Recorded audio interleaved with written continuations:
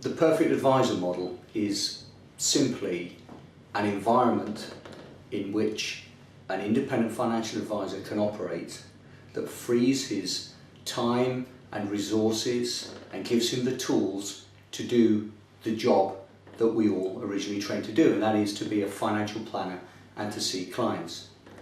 So ultimately, the concept of the perfect advisor model takes away much of the admin that the IFA has to deal with.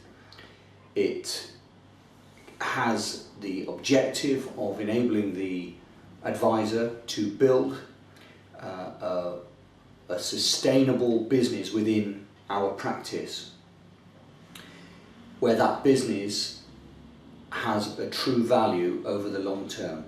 It's based on giving your clients exactly what they need and exceeding 100% of their expectations. But within the right environment, you can build value in that client base where that business is then bought from you by the company, but where you also see that value returning to yourself and or your family if you became incapacitated for any reason, or of course if you were to die. And so many IFA practices are not able to offer that to their advisors. So what are the key issues that face financial advisors today? Well, we've got huge issues at the moment facing our industry, many of which are geared around the retail distribution review. But I think the major issue for advisors is the time constraints. We all seem to have so much admin to do all the time that we are unable to focus our time on our clients and writing new business. Now I just want to share with you a little analogy that somebody told me many years ago, and it's about Frank Sinatra.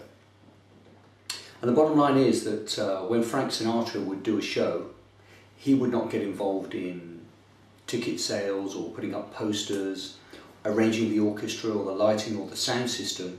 He would literally just turn up and sing, because that is the part that people valued. It's the part that people would part with their money for. And the way things are in our business these days is that too many financial advisors do so much in the background that their clients don't actually see, and their clients don't value it. Let me give you an example.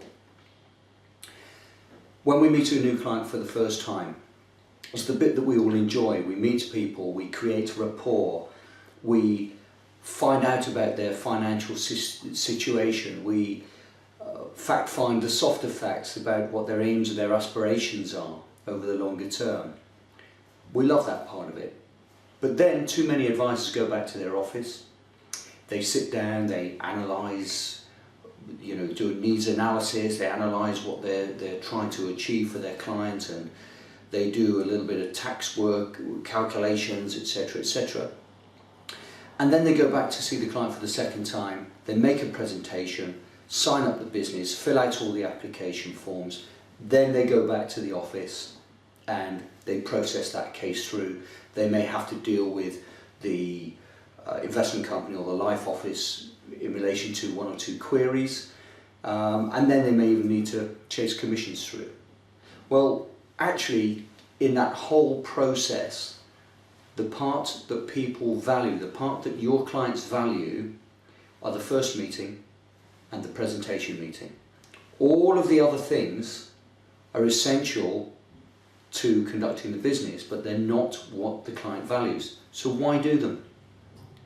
Surely, if you're within a business model where all of those things were taken away from you to enable you just to focus on your client meetings and your true financial planning, it would make your life a lot better. So many people that are watching this may consider that, I do all those jobs, I do the research because nobody can do it as well as me. I produce my reports and bind them because I'm the best in the office at that. The problem is these sort of people are kidding themselves and will are very unlikely to become serious producers of business in our industry. Now, I'm told that the average financial advisor produces between 70 and 80,000 pounds of total revenue per annum, largely because they're doing all of those hobby jobs, and they're doing the things that don't actually lead to or actually produce business. If your time was freed up from all of those things, imagine what it would do for you. It would certainly make the job a lot more enjoyable if you weren't actually doing the research and binding reports and chasing commissions or dealing with queries from life offices and investment companies.